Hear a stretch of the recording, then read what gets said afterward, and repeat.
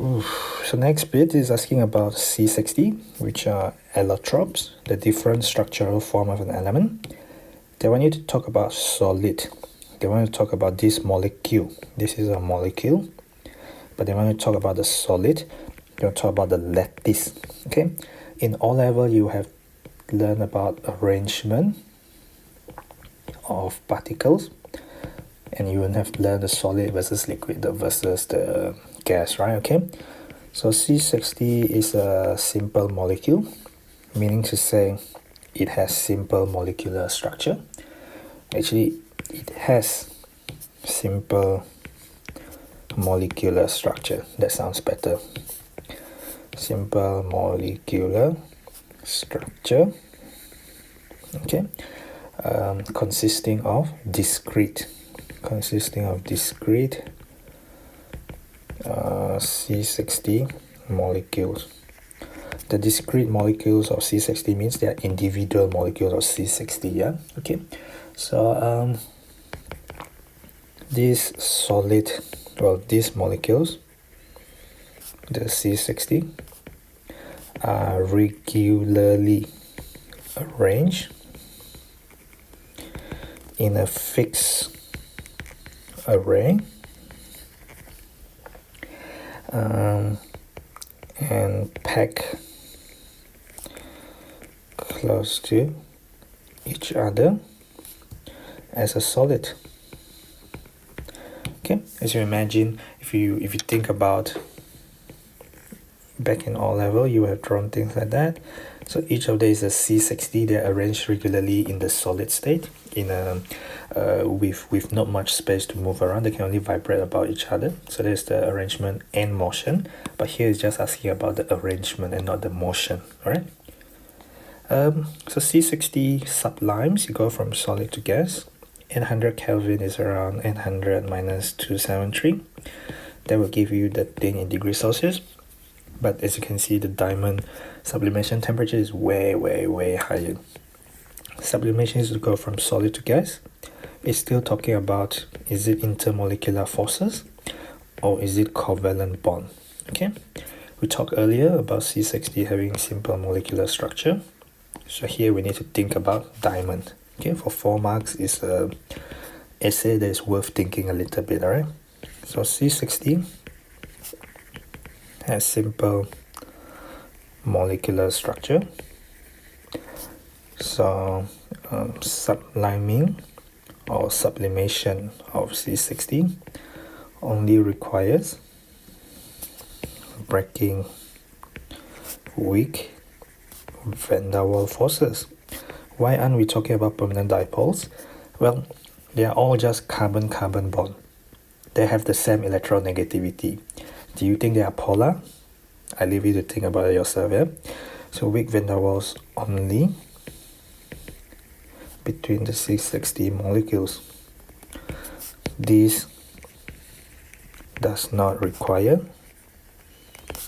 a lot of energy. Therefore, we're talking about relative. I'm not saying it's low, I'm just saying it's relatively low sublimation temperature. Okay, which is of 800 Kelvin. Alright, but what about diamond? So diamond has a giant molecular structure, which you have learned since, I don't know, year 9, couple of years ago. So you can think about that if you recall anything from that and you revisit it, where each carbon is bonded in a tetrahedral framework. Each carbon forms 4 covalent bonds in that giant molecular structure. So subliming diamond requires breaking many strong covalent bonds. What are the covalent bonds that you're breaking? Actually, the carbon-carbon single bonds throughout the giant molecular structure framework. Therefore, require lots of energy. Therefore, very high melting Well, we are not talking about melting, we're talking about sublimation. So be very careful, yeah, because a lot of students who have a prepared essay and they always talk about melting point or boiling point. Suddenly they are not relating to the question here, which is sublimation. All right. It's just a definition here. So this is your O-level definition. So it's a compound containing carbon and hydrogen atoms only. There are no other element, only carbon and hydrogen. Also your O-level, how can you test for double bond?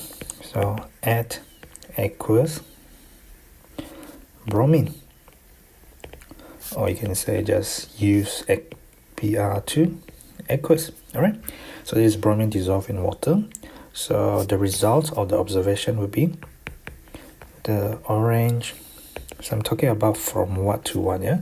The orange yellow color of Br2 aqueous gets decolorized, or you can say it turned colorless. That's the presence of carbon-carbon double bond just from your O-level.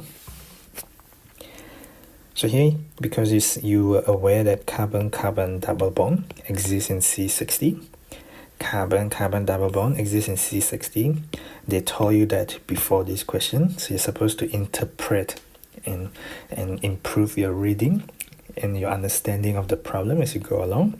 You could add hydrogen to it. You could add hydrogen across carbon-carbon double bond because that is your standard reduction reaction, where each carbon gains hydrogen.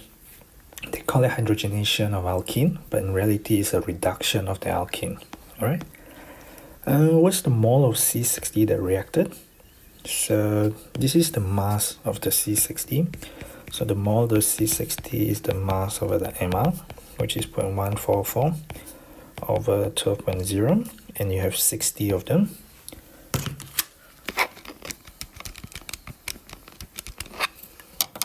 So I got 2, well, your calculator show you 2 times 10 to the minus 4, but these were given to 3 significant figures. I'm very reluctant to just leave it at just that. I don't think they will necessarily penalize you without the 3 sig fig, but I was just looking at the data and thinking about this as well, 3 sig fig, and it's always about what is appropriate. And as you build up the skills through doing more calculations, through doing your practicals in physics, biology, chemistry, you will have realized that, it's not always what your calculators show you, alright? So the mole of hydrogen that reacted with it, here is X, here is 1 mole. So the mole of hydrogen relative to C60 is X over 1. That is from the hang on. I can't do the calculation, can I? Because I have quite a lot of unknown. So I need to try a different method. What other method can I try? So in this next part of the question, they want you to work out the amount in moles of the hydrogen gas that reacted with the C60. Previously, I was thinking that we could use this mole ratio to work it out, but we are not even given the mole ratio here. Instead, what we're given is all this information on pressure, temperature, and yeah, so we are given just the information on pressure, temperature, and mass and volume. So ideally, we could be thinking about an ideal gas equation, but I don't know what we are gonna be thinking about. So I guess we can see the pressure of the gas decreases. Okay, so the pressure of the gas decreases. So what is the change in pressure? The change in pressure is going to tell us how much volume of the H2 reacted, because it's to do with lesser hydrogen gas now, because some of the hydrogen gas had reacted. That's why you have lesser pressure. So when we think about our PV equal to nRT, PV equal to M over MRRT. I don't think I need the M over MR because I'm going to do this for gases, and this is what I want. I have that. I have my temperature of 20 plus 273 to convert it to 298 Kelvin. So I just want a mole of the hydrogen gas, and because we know that your container is 100 cm cube, whether you have more gas or less gas, the volume is fixed by the container size, because gas fill up the volume of a container anyway. So the volume is going to be 100 cm cube, and I hope you know that 1 cm is 10 to the minus 2 meter. So if you cube both sides like that, that is how I remember. 1 cube is 1, cm cube is cm cube, 10 to the minus 2 cube is 10 to the minus 6. That's how I get my conversion factor without having to memorize it at all. I never committed to memory anyway. So what else do I need? I need the pressure, right? So what is the pressure of the gas that reacted? I need the mole of the gas that reacted. So I need the pressure. I need the change in pressure basically, because how much gas had changed. Okay, how much gas had changed? That's from this much to this much. So that's 1 times 10 to the 5 minus 2.21 times 10 to the 4. Because that's how much gas had decreased. Let me just double check that. So I got 77900. That is in Pascal. And Pascal is fine because it's the same as Newton per meter square. And that's in meter cube. This is gas constant from your data booklet. So I can get the mole of the gas that reacted as PV over RT. So my P is going to 77900. My V is 100 times 10 to the minus 6. My R is 0.31 from the data booklet, times that 298 Kelvin. So 77900 times 100. So this is a bit trickier than normal, simply because you need to think a little bit deeper about the ideal gas equation.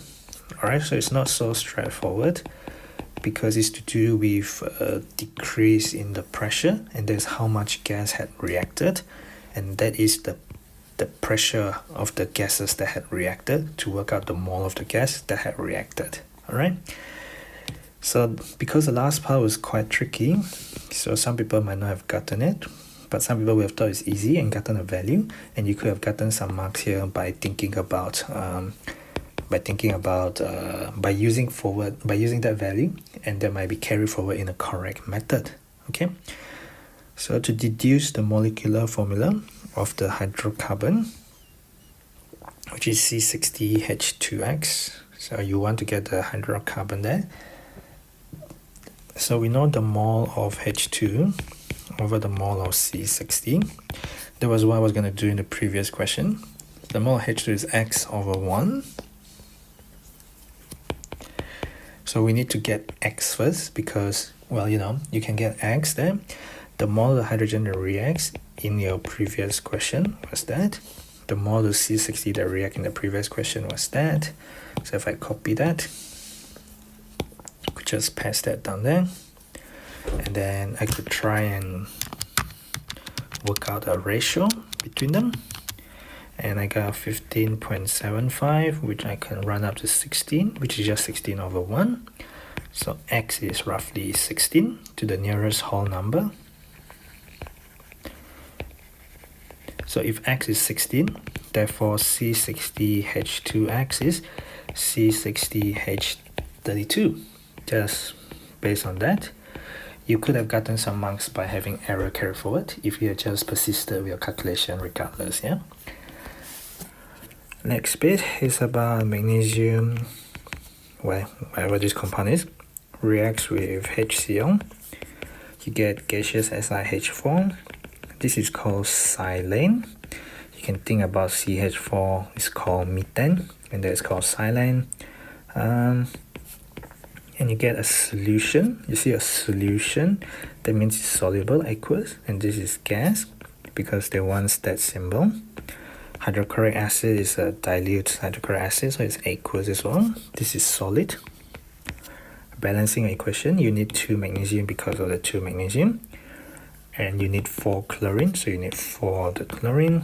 You get 4 hydrogen because there are 4 hydrogen there, and the silicon are balanced, each one with their own stat symbol.